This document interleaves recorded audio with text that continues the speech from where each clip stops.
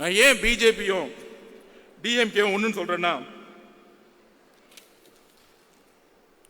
இது கூட்டணி கட்சிகளுக்கு புரியணும். அதை நான் வந்து தரவுகளோட பதிவு பண்றேன். அது உதாரணம் சொல்லணும்ல. ஏதோ ஒரு குற்றச்சாட்டு பண்ணிட்டு நம்ம அப்படியே கிளம்பிட்டோம். எதா இருந்தாலும் ஃபேக்ட் இருக்கணும். தலைவர் சொல்லுவாரு ஃபேக்ட் இருக்கணும், தெளிவு இருக்கணும். அதுக்கு நான் பதிவு பண்றேன்.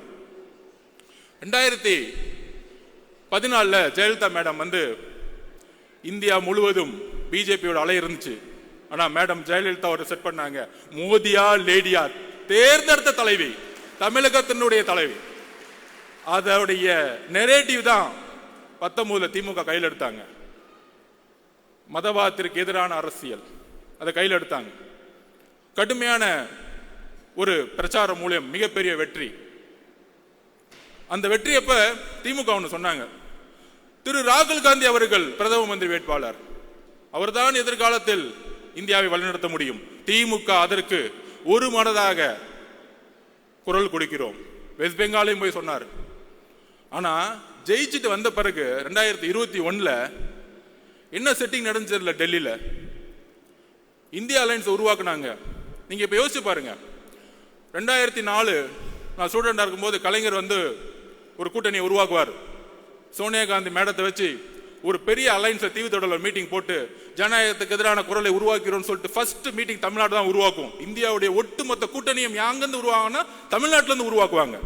பிரதம மந்திரி தேர்ந்தெடுக்கக்கூடிய வலிமையை தமிழ்நாட்டில இருந்து உருவாக்குவாங்க. அப்படி உருவாக்கும் பொழுது 2021 அப்புறம் அவர் வழியில் வந்தேன்னு சொல்றவங்க 2021 அப்புறம் அமைதியாயிட்டாங்க. அதாவது இங்கிருந்து கத்திட்டு இருப்பாங்க, நாங்கள் பிஜேபி எதிர்க்கிறோம், மதவாதத்தை எதிர்க்கிறோம், மோடி எதிர்க்கிறோம். ஏன்? ஓட் பேங்காக. இப்படி எதிர்த்தா முஸ்லிம் தோழர்களும் கிறிஸ்துவ தோழர்களும் தலித் தோழர்களும் ஓட்டு போட்டுருவாங்க. இங்க தான் ஒரு பொய் இருக்கு நான் சொல்றேன். நீங்க என்ன நரேட்டிவ் செட் பண்ண, அந்த நரேட்டிவ் நான் உடைக்கிறேன். ஏன் உடைக்கிறோம் அப்படின்னா 21 அப்புறம் தமிழகத்தில் விசிகே ஒரு இந்தியா அலைன்ஸ் மீட்டிங்கை திருச்சி நடத்தினாங்க, வெல்லும் ஜனநாயகம்னு. ஏன் திமுக தலைமையில இந்தியாவோட அலைன்ஸ் மீட்டிங்கை தைரியமா பிஜேபிக்கு எதிராக நீங்க நடத்தல? பதில் சொல்லுங்க. இன்னைக்கு ஏன் ராகுல் காந்தி அவர்கள் பிரதம மந்திரி வேட்பாளராக நீங்க சொல்லல? இதற்கும் பதில் இருக்காது. இதுதான் நடிப்பு. சோ மேல நாங்க வந்து ராகுல் காந்திக்கு வந்து பிரதம மந்திரி வேட்பாளராக நாங்க சொல்ல மாட்டோம். இங்க வந்து ஒரு எதிரியை உருவாக்குவாங்க. பிஜேபி, அண்ணாமலை, கேமரா டெய்லியும் பாத்தீங்கன்னா அண்ணாமலை சுத்தி இருக்கும், திமுகவை சுத்தி இருக்கும். திமுகவை எதிர்க்கக்கூடியவங்க யாரு? 5% இருக்கக்கூடிய பிஜேபி. இன்னொரு மித்த கட்சியெல்லாம் அமைதி பண்ணிட்டாங்க. அக்கா சொல்றாங்க 4% மேல தாண்டாது அப்படின்னு. சோ அக்கா சொல்றதை கேட்டுக்கலாம். அப்ப டெய்லி மீடியால என்ன தெரியும்? இவர் கத்துவாரு, இவங்க பதில் கொடுப்பாங்க. திடீர்னு இருமொழிகள் அண்ணா சொன்னார் ஒரே தட்டி, தமிழகத்தில் இருமொழி கொள்கை எப்பொழுதும் இருக்கும், அதுவரை நான் ஆட்சி செய்து கொண்டிருக்கிறேன். இது நீங்க காப்பாத்தல, அண்ணா உருவாக்கிட்டாரு. டீலிமிட்டேஷன் புரோகிராம் கொண்டு வருவாங்க, உடனே பிஜேபி ஏத்து நிற்கும், ஆமான்னு சொல்ல இவங்க நிற்கும். இந்த அரசியலை நம்ம கண்ணு முன்னாடி மீடியா செட்டிங்கோட பார்க்கவே வச்சுட்டு இருக்காங்க. அப்ப என்ன நினைப்போம்? ஓகே, மதவாதத்தை எதிர்க்கிறதுக்கு இன்னைக்கு திமுக மட்டும்தான் இருக்கு. சோ மதவாதத்தை இருக்கக்கூடிய கூட்டணி கட்சிகள் இன்றைக்கு இருக்கக்கூடிய திமுக செய்யக்கூடிய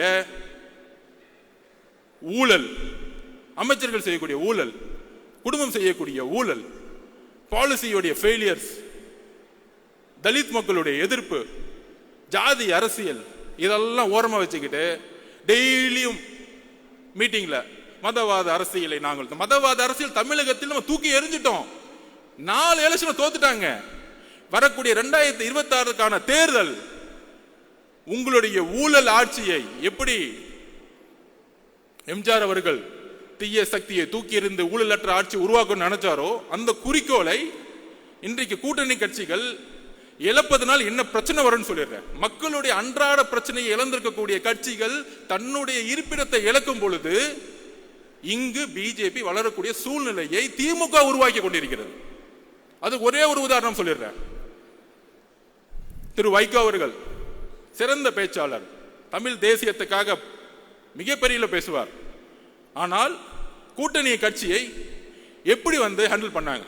2021 நம்ம தலைவர் சொன்னாரு அதிகார பகிர்வு. ஏன்? எல்லோரும் சமமாக நினைக்கக்கூடிய சிந்தனை இருப்பதனால் அதிகார பகிர்வுன்னு சொன்னாரு. வேற எதுவும் கிடையாது.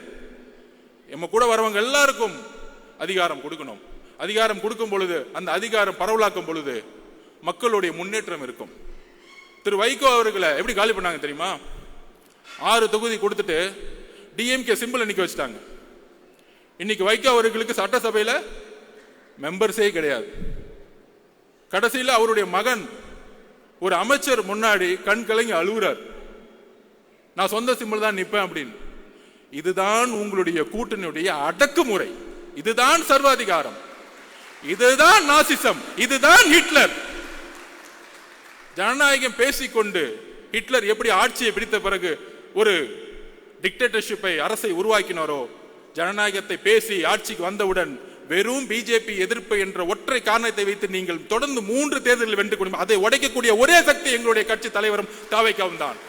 அதற்கான பயம்தான் எங்கள் மீது பல தரப்பட்ட விமர்சனங்கள்.